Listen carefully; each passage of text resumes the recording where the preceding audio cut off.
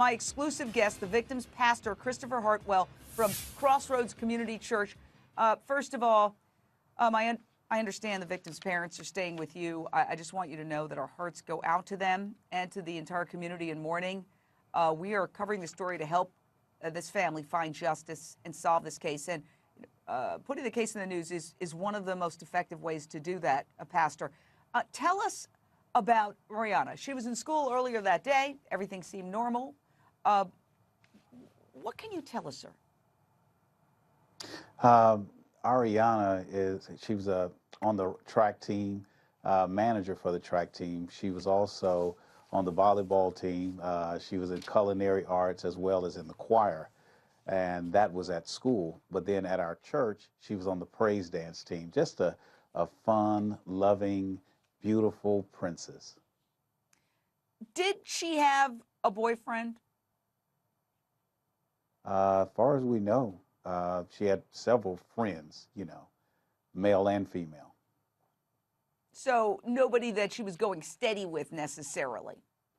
Not that that's necessarily relevant, but that's one of the things. Right. Police always have to look at the personal relationships. Sure, not that I know of. This is so gut-wrenching because this young lady was, to all accounts, one of the good people, one of the kids doing everything right. Right. Like you said, she was a manager of a track team, popular, attended church, just all around a beloved. Look at the turnout. Look at the turnout. Do you have any thoughts on, what may have happened here? I know you don't want to talk about the investigation. I absolutely respect that, Pastor. But a 60-year-old girl was found stabbed to death in her home inside a gated community at 5 in the afternoon. Was she alone at that time? Did she come home like a latchkey kid and go home and, like many kids, like I did when I was a kid? I would come home and my parents were out, and my dad was at work, and my mother was out dancing, and she was a dancer. I'd come home myself and make some food and watch TV or read. Was that pretty much her scenario, or does she have brothers and sisters? Now, she does have two brothers, an older brother, and she has a younger brother. But again, the investigation is still going on, and I think so we can ensure that justice is done, and to ensure that this tyrant, this murderer, is found and discovered. I think it's just in our best interest to just do what the police in Pearland are doing, and that is keep a tight lip until they find the suspect. I understand, sir. I just have one other question to ask you. Now, this is difficult. I understand that the family's so devastated, the parents, that they're not staying at the house. I totally understand that. They're staying with you. Right. Correct. How are they doing? I'll be honest with you.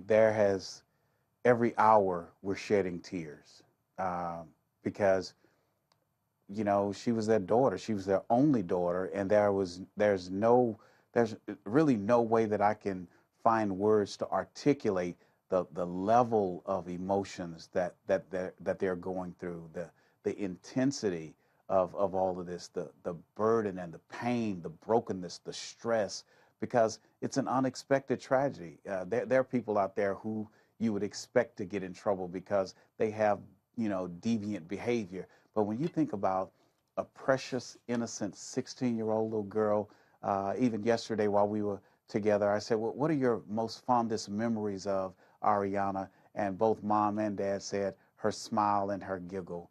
And again, while we're there together, nothing has to be said or nothing has to be done. We'll just think, and then all of a sudden we'll start crying because, she was that bright light in the family. I understand, Pastor. Thank you so much for sharing your thoughts. And again, our hearts go out to her parents, her family, her brothers. Police won't tell us if they think Ariana's murder started as a home invasion, a botched robbery. The 911 call came in at about 5 in the afternoon. Is the afternoon a time of day that burglars strike a gated community that has security guards and surveillance cameras? Of course, there's another terrifying scenario. Was Ariana targeted? It kind of made me wonder if it was somebody that she knew, and that was even a more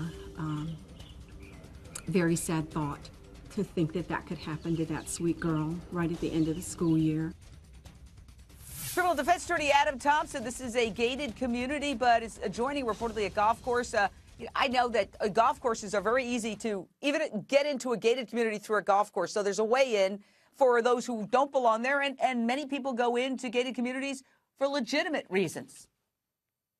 Yeah, they have to really pay attention to who is coming in and out of this complex. The key factor in this case is going to be whether or not they find any kind of forced entry. If it isn't, it could have been someone she knew. But what a lot of people don't consider is, you know, in gated communities, every day you have people coming in to do work on homes. It could be cable people. It could be landscaping companies. A lot of times the security at the front gate waves these people through without even, you know, asking for ID. And it could have been people that were working in the community for weeks or months that sees the pattern in this girl coming and going and thinking that she's an easy target or the home is an easy target to rob or, you know, burglarize. And that could be really who's behind this. So, you know, as we get more forensics, we're going to find out. Briefly, Kelly Sandin, former prosecutor, it could also be as simple as she went home after school and walked into a burglary in progress. You're absolutely right. That could be what happened. She caught someone off guard that was in there robbing the family, and she was an unintended victim, but they saw no way out. She would have been able to identify them, or they panicked. So it's tragic no matter what the reasoning is. I mean, think of all of these cases right now where friends are killing friends in high school. She could have been in a fight with a friend that she brought home. We don't know yet. It's just heartbreaking.